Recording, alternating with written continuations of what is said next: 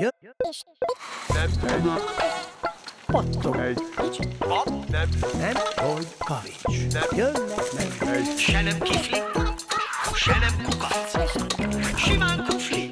Hogy Ezt mondogasd. kufli, pattognak, mint egy labda, ugrálnak, mint egy bolha, színesek és csíkosak, mint egy szivárványos nyalóka. Van köztük nagy, kicsi, vékony Dagi, és olyan, aki néha csoklik, heten laknak egy kupacban, ők a kuflik. Ahol a jó bogyóterem.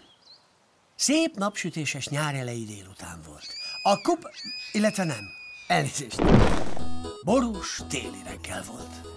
Nagy pelyhekben hullott a hó a rétre a szürke, pocakos felhőkből. A kupacról még elhagyatottabbnak tetszett a rét, mint máskor. Ilyenkor télen alig történik valami érdekes. Ha unatkozol, igazán elkísérhetnél jó bogyót gyűjteni? Már megint elfogyott. Mit tegyünk, ha télen mindenki azt rákcsálja? Jól van, na. Már is hozom a szánkómat.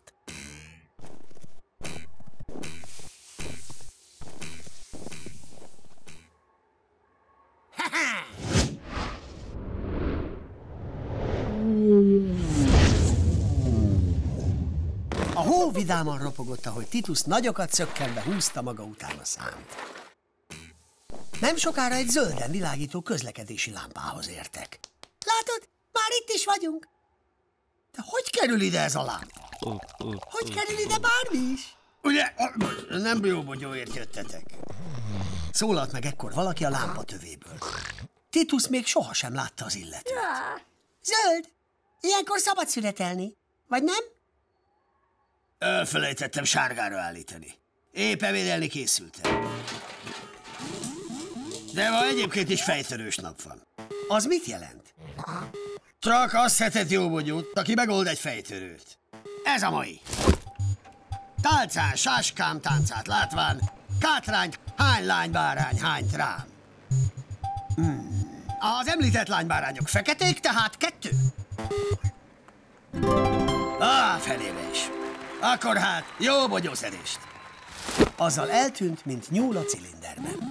Honnan tudtad a megoldást? Ez egyike a híres, teljesen értelmetlen fejtörőknek. Bármit válaszolhattam volna rá. Még szerencsé, hogy eljöttél velem. Én biztos megpróbáltam volna megoldani. Hol van itt jó bogyó? Épp mellett állunk, mondta Pofánka, és lerázta a havat egy alacsony bokorról. Ahhoz képest, hogy elhagyatott, elég fura dolgok esnek meg ezen a réten. Na látod?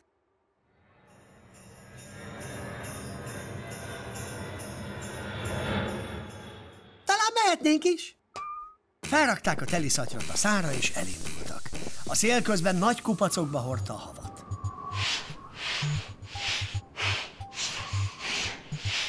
Ajjaj! Vajon ebből a sok egyforma kupacból melyik a miénk? Szerintem az ott. Mikor odaértek, Titus vállára kapta a jóbogyós szatyrot, és elkezdett felfelé mászni a kupac oldalán. Hé, mit csinálsz? Összerontod a hóteknősünket. Elnézést, azt hittük, ez a kufli kupacunk. Hogy lehet összetéveszteni egy kupacot egy hóteknőssel? Talán mert mindkettőnek egyformán kupac alakja van? Látom, semmi érzéketek a művészethez. Titus és Pofánka tovább mentek. Megvan, ez lesz az.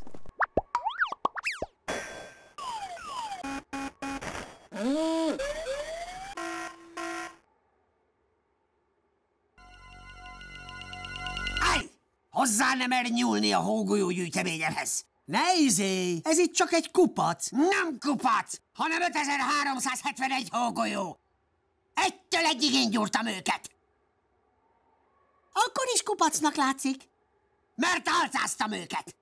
De nem adok belőle egyetlen egyet sem. Értitek? Ne is álmodjatok róla. Bármikor gyúrunk magunknak saját gyűjteményt. Legyintett Titus, azzal fogta a szán zsinórját, és magában füstölögve tovább indult. Nem érgelődj! A hörcsögök már csak ilyenek. Ekkor egy újabb, kisebb kupachoz értek. Elmászom rá, hát ha fentről meglátom a mi kupacunkat.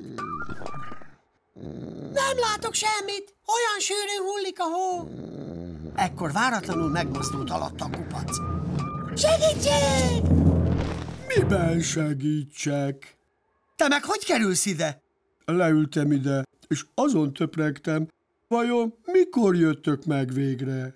Közben úgy tűnik, kicsit belepett a hó. Töprengtél? Ha nincs kéznél rákcsálni való jó bogyó, előfordul. Hoztunk egy nagy szatyorral. Csak visszajövet, nem találtuk a kupacunkat. Itt van néhány lépésnyire. Gyertek!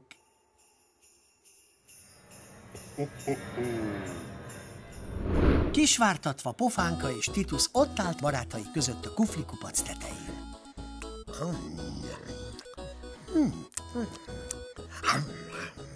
Nagy volt az öröm.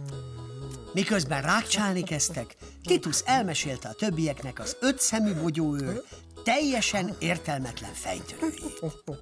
Pompás!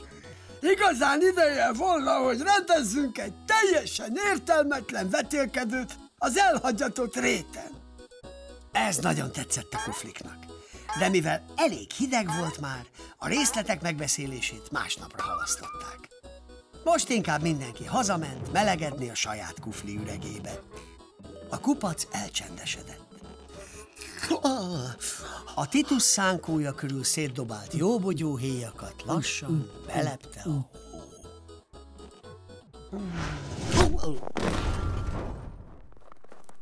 Tegnap hallottam egy találós kérdést, aminek forrafejű sárga kufli volt a megoldása.